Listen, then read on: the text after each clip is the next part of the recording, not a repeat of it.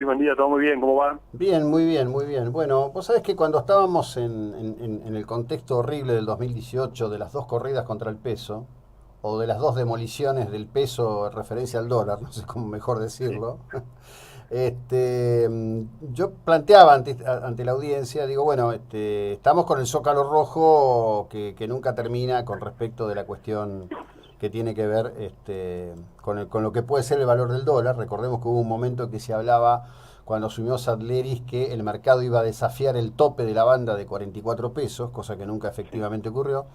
Y hoy ya hay un montón de títulos que hablan de la necesidad de recuperar el atraso por estar sobre el piso de la banda y no haber visto actividad del Banco Central, cuando menos en el día de ayer. Dame tu lectura de todo esto.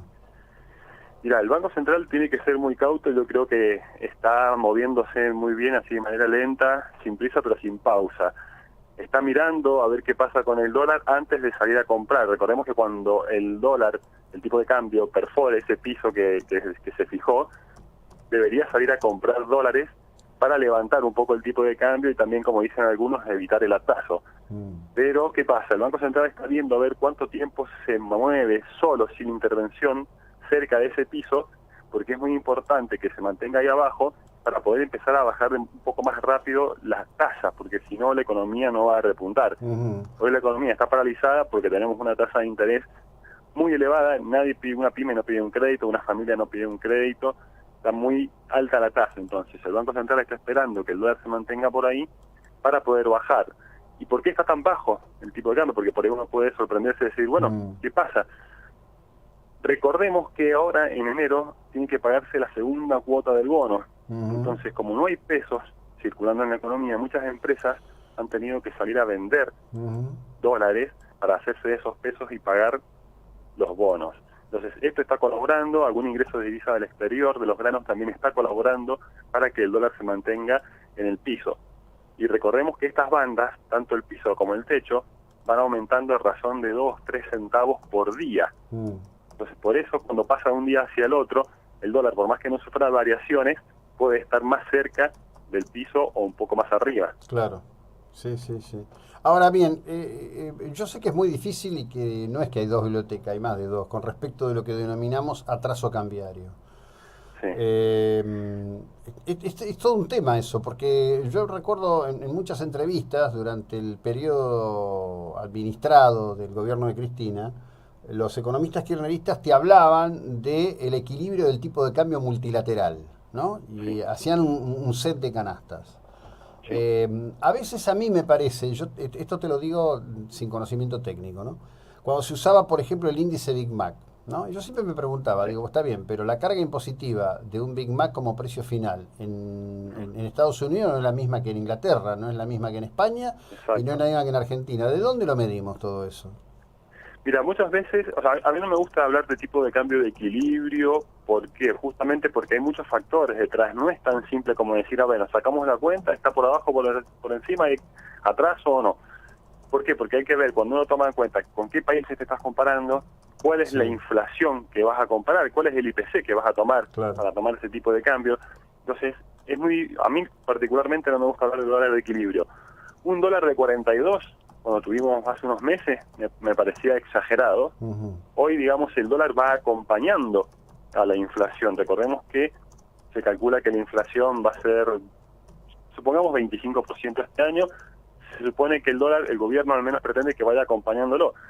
Si el dólar acompaña a la variación de los precios, es decir, a la inflación, no habría atraso. Ahora, a medida que el dólar empiece a ir un poco por debajo de la inflación, ahí sí podríamos empezar a hablar de atraso. Pero es muy difícil poner hoy a cuánto o decir a cuánto debería estar el dólar.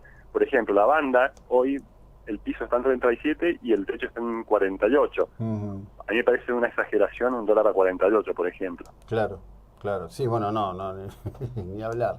Te implica todo un marco de recomposición, ¿no? Porque además, por ejemplo, cuando se está hablando de los niveles de pobreza se están comparando con un dólar artificialmente deprimido de los últimos años de Cristina o de Kicillof contra un proceso que ha sido brutal de sinceramiento del ordenamiento de esto, porque cuando vos comparás la riqueza de los argentinos sobre un dólar de 4,75, 9,28 con respecto de esto, ¿cómo te va a mover la variable? Pero también ahí me parece que entramos en una discusión bastante falsa sobre lo que efectivamente pasa en la vida de los argentinos. Sí, aquí lo que hay que mirar es la realidad, ¿no? Uno se asoma a la calle y ve cuál es la realidad, más allá de cuáles sean los valores. Recordemos que hoy en los precios están ajustados a 42 pesos. Claro. Recordemos que cuando el dólar saltó a 42 se ajustó todo, y salvo el combustible, que ha sido, digamos, mínima la baja, la última baja de 1,5% promedio, que no es nada a comparación de lo que subió, el resto de los precios no ha bajado. Sigue estando con un dólar de 40, 42 pesos, claro, a pesar de que el dólar está más cerca de 38 que de 40. Y como vos bien decís, cuando el dólar estos saltos, inmediatamente eso golpea a todos, pero sobre todo a la gente, a la población más vulnerable, ¿no? Porque suben los combustibles, suben los alimentos, suben las canastas básicas, y por lo tanto la pobreza y la indigencia aumenta. Entonces hay que ser muy cauto y muy cuidadoso, y por eso yo creo que está actuando bien el Banco Central, paso a paso, sin acelerarse, porque recordemos que la última vez que trató de acelerar esa reducción de las tasas, que fue en diciembre del 2017, a partir de allí estamos teniendo unos cuantos problemas. Bueno, sí, efectivamente, lo que ocurre también, me parece a mí, que hay dos cuestiones. Una, que evidentemente Sarleris, que nadie lo tenía, digo, obviamente los entendidos lo tenían, pero hablo de la sociedad en general, inclusive el periodismo en general, los medios en general. Sarleris, que nadie lo tenía, tiene un expertise técnico, me parece importante, lo están demostrando. Y sinceramente yo siempre cuestioné la presidencia de Sturzenegger porque siempre me pareció de un prestigio autorreferencial, ¿no? Y creo que quedó demostrado. Se chocaron dos variables para mí. Se chocaron no prestar atención a lo que iba a pasar con la tasa de mediano y largo plazo de la Reserva Federal de Estados Unidos, y se chocaron en no aconsejar al presidente que firmara la nulidad de la ley Massa-Stolbizer, que ha colocado este mamarracho que es el impuesto a la renta financiera. Y a eso se le sumó la intromisión de la política, justamente el 28 de diciembre del 2017. Entonces fue un combo, digamos, que hizo explotar todo.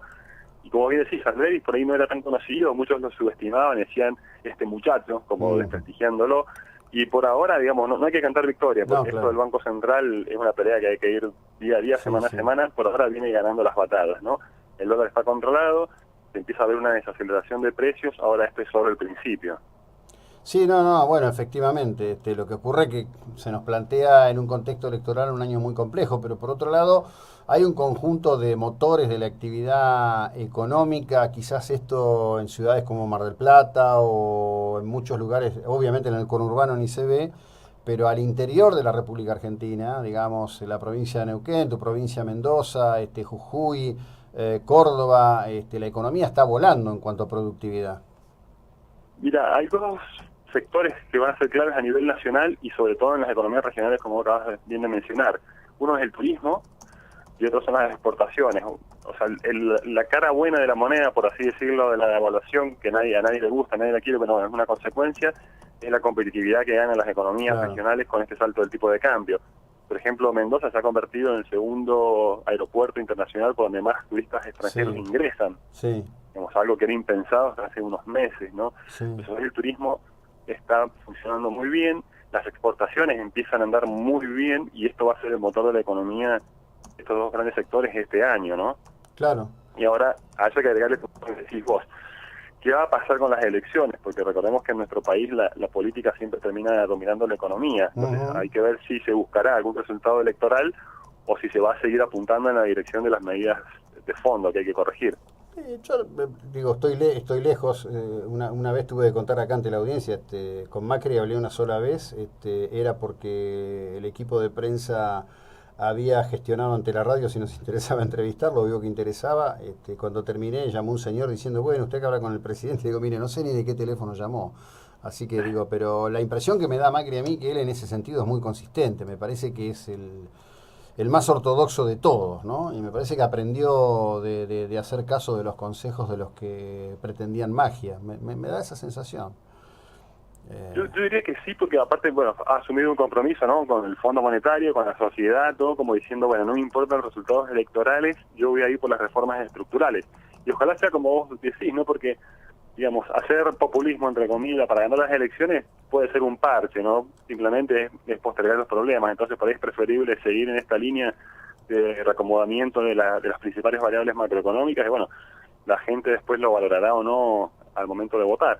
Claro, pero vos fíjate que hace unos días, en una entrevista que le hicieron a Dietrich en un canal porteño, él explicaba el tema Mendoza, ¿no? Es decir, el tema Mendoza no es magia, el tema Mendoza es inversión en el aeropuerto, inversión en infraestructura, pero además un cambio de las reglas de juego en el sentido de haber creado las condiciones para que, por ejemplo, Copa vuele directamente a Mendoza. Entonces la gente que antes quería, digamos, hacer turismo de nieve en la provincia, tenía que llegar a Capital Federal, de ahí tenía que hacer un transbordo, digamos. Hoy hay una articulación completamente diferente y esas cuestiones que son inversión en infraestructura y cambio de reglas de juego terminan creando un círculo virtuoso real. Sí, no, sí, claramente es el camino por donde hay que ir. Ahora la gente tiene que tener un poco de paciencia y es algo que los argentinos no estamos acostumbrados, ¿no? A esperar. Digamos, generar competitividad vía tipo de cambio no me gusta. No, Pero claro. vía infraestructura es lo que hay que hacer. Muy bien lo mencionaste, ¿no? El aeropuerto de Mendoza se refaccionó el último trimestre del 2016 y como te comentaba las cifras hace un momento. También tenemos Uber. El gobernador, digamos, ha equilibrado bastante las cuentas, ha tenido apoyo de todo lo que es la alianza y sí, la verdad que está funcionando y se nota. Claro, pero vos calle, fíjate a veces lo que es la necedad de los que se supone entendidos. Yo recuerdo cuando estaban refaccionando el aeropuerto de Mendoza, que como toda inversión en refacciones crea inconvenientes, Sí. había ido ahí a la provincia a dar una charla expert y tuiteaba en la cuenta puteando y denostando a la República Argentina por el hecho de que él tenía molestias para embarcar y esperar. Digo, Sí, sí, sí. es difícil a veces, cuando de gente que vos decís, bueno, estos tipos tienen que aportar inteligencia y la verdad que lo que aportan es necedad. U otros que andan dando vuelta, ¿no? No, y es porque apostamos por el corto plazo, es el hoy, no pensamos en el medio plazo. A mí me tocó, digamos, sufrir, entre comillas, todo el aeropuerto, tuve que viajar en autobús a San Juan, 50 combinaciones, pero bueno, o sea, hoy estamos viendo esos resultados, ¿no? A mediano plazo se empiezan a ver los resultados y esa es una de las apuestas por la que apostó justamente, una de las fichas por las que apostó el gobierno y le está funcionando, el tema del turismo. Sí, sí, por supuesto. Por supuesto que ese es un gran tema. Argentina tiene un potencial absolutamente enorme. Sí. Y a mí me da la impresión, yo sigo mucho lo que está pasando en Europa. Yo creo que nosotros estamos a las puertas de años extraordinarios para la Argentina. A Europa la veo cada día más inviable, me parece. Pero bueno, veremos. Yo, yo creo que hay que corregir esas principales variables, como te digo, no macro, el tema de la inflación, eso va a solucionar el tema de la pobreza, el tema del crecimiento, luego se puede empezar a achicar un poco el gasto y bajar un poco la presión impositiva. El tema es que, bueno, lleva tiempo y habrá que tener paciencia. No, no, sin ninguna duda. Es un ejercicio nuevo quizás para nuestra sociedad. Sí. Pablo, te agradezco como siempre la ilustración que nos dedicas, muy amable, buena jornada. José Luis, ha sido un gusto charlar con vos. Hasta luego, Pablo Salvador.